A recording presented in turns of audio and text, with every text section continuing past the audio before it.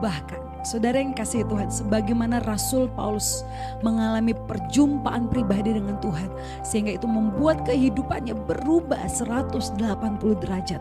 Dahulu dia adalah seorang penganiaya jemaat. Dahulu dia membunuh orang-orang yang mengikut Yesus. Tetapi pengalaman perjumpaan pribadinya dengan Yesus secara pribadi di dalam Kisah Rasul pasal yang ke-9 itu mengubahkan kehidupannya saudara. Tidak hanya mengubahkan hidupnya, tapi memulihkan hidupnya. Bahkan Tuhan memakai kehidupannya sebagai alat di tangan Tuhan. Dia menjadi pelayan Tuhan. Dia menjadi seorang rasul yang membawa jiwa-jiwa datang kepada Tuhan.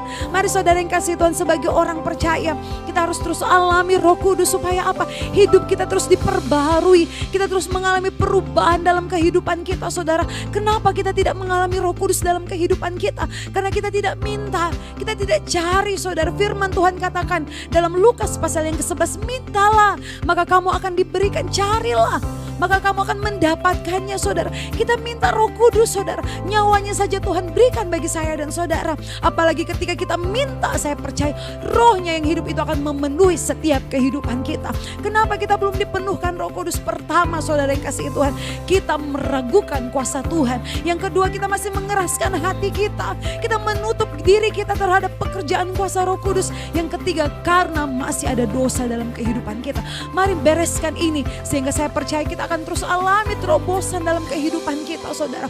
Ketika kita mengalami pengalaman pribadi dengan Tuhan, perjumpaan pribadi dengan Tuhan, itu sanggup mengubahkan kehidupan saya dan saudara. Tidak hanya mengubah karakter kita saudara yang kasih Tuhan, tapi cara pikir kita, cara pandang kita, Tuhan akan ubahkan itu Bapak Ibu saudara yang berkati Tuhan. Tuhan akan ubahkan setiap kehidupan kita Bapak Ibu. Bahkan cara bicara kita Tuhan akan ubahkan saudara. Yang penting kita terus alami pembaharuan di dalam Tuhan. Mengalami pribadinya, mengalami kuasa Roh Kudus jamahan Tuhan di dalam setiap kehidupan kita. Saya percaya talenta, potensi apapun yang ada dalam kehidupan kita, Tuhan akan upgrade. Kita akan mengalami pembaharuan demi pembaharuan. Ada terobosan, ada percepatan di dalam setiap kehidupan kita saudara yang kasih Tuhan. Mari Bapak Ibu, di hari-hari yang jahat ini, di hari-hari yang akhir zaman ini saudara yang kasih Tuhan, bukan uang, bukan harta yang kita butuhkan, tapi Roh Kuduslah yang kita butuhkan. Karena hanya Roh Kudus yang sanggup menguatkan saya dan saudara,